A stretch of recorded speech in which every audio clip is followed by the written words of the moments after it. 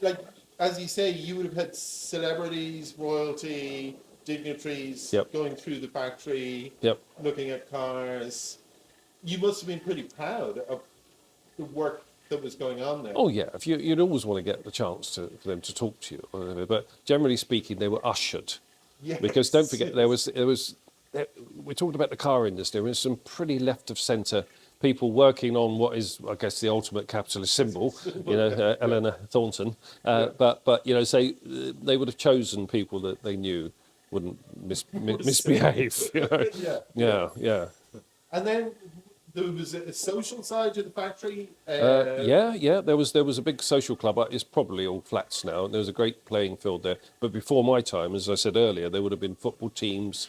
Very successful within other factories around there as well. Yeah, The boxing club, I'm told, was very successful. And would there have been dances? There were dances there. In fact, in the early 80s, about 81, we organised a sort of an electro night there at the club, and that was very successful. It was sort of the early Depeche Mode and all that. You had Depeche Mode there? Yeah. No music. No.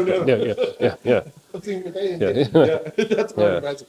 When, I'm trying to remember, when did all of that close down? Okay, so I left there first in 81, so I stayed a year after my apprenticeship, and then they were offering redundancies because the lack of sales. Well, it was always buoyant. So I took a redundancy, and then I had a bit of time off. I was playing in a band and doing all sorts of things, and then I went to make artificial legs for a few years in Roehampton. You were making parts, anatomy parts? Yeah, it was legs in Roehampton. Because there was a set number of union shops you go to, that had skilled labour in them. Okay. And that was the most awful environment to work in. It was Victorian. It was dreadful. You stayed a few years there. Yeah, stayed a few years to learn. I was learning under a guy called Roy Rasmussen, who was he's a sculptor and one of the Free Painters group. It was just a job, but it was the conditions. It was draconian. They should be ashamed of themselves. Walking up and down, inhuman. Wow. And the reason people had put up with it was a shop that never had a forced retirement age. So a lot of very older people would go there just to keep working. Okay. And they weren't going to kick up a fuss. But then, as they were dying, a lot of us youngsters were going there, and we sort of said, "You're putting up with this," that. Yeah. But I learned from Roy Rasmussen, who's, God bless him, he's gone now, but he was one of the Free Painters group. But he was working there to see his days off and get a bit more pension. He made Douglas Bader's legs.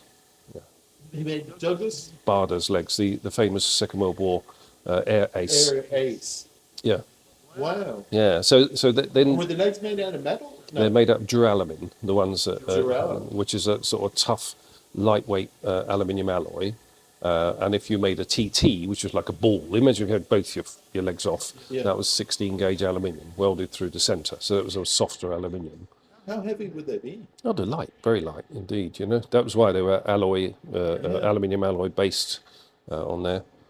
And tailored for the person? Yeah, very much so. Yeah, there were a set of measurements, or there were even casts there that you worked to. You didn't just bash it around there, you had to form it, and that was a checking facility. Some very, very skilled people there, But the management should be ashamed of themselves, the way they treated people there. Yeah. Wow. Even though it was unionised? Yeah, there was a culture there that, had been let happen, really, I suppose. Yeah. It gradually drifted. Yeah. And then I got asked about sort of 86 to go back to Rolls-Royce. We're looking again to recruit. Obviously, the order books were good. Cause it was like that. People from 81, a lot of people went back to Aston Martin. So there was this sort of fluctuations in the order books. So I went back there as a panel beater. And then I sort of... Would you have known many of the people there? Oh yeah, it was like going home in some ways. It was really nice actually. Yeah, I remember there were some lovely people I worked amongst there, and then the opportunity came to apply for the job of the final inspector, and I did, and I got it. That must have been a fairly serious position. Yeah. Because if you sign off on a Rolls-Royce. Oh yeah. The owner is going to be expecting the absolute... Well, the dealer, there's further scrutiny at the dealers. To the dealer first. That's it. Yes, of course. Yeah, but up there you got to meet everyone. There was one guy Gerhard Lenz, a washing powder, Gerhard Lenz. yeah, from Germany. He even said, "Is that your signature on my Phantom?" And I said, "Yeah." He said, we're going out to the Complete Angler. I'd like you to join me."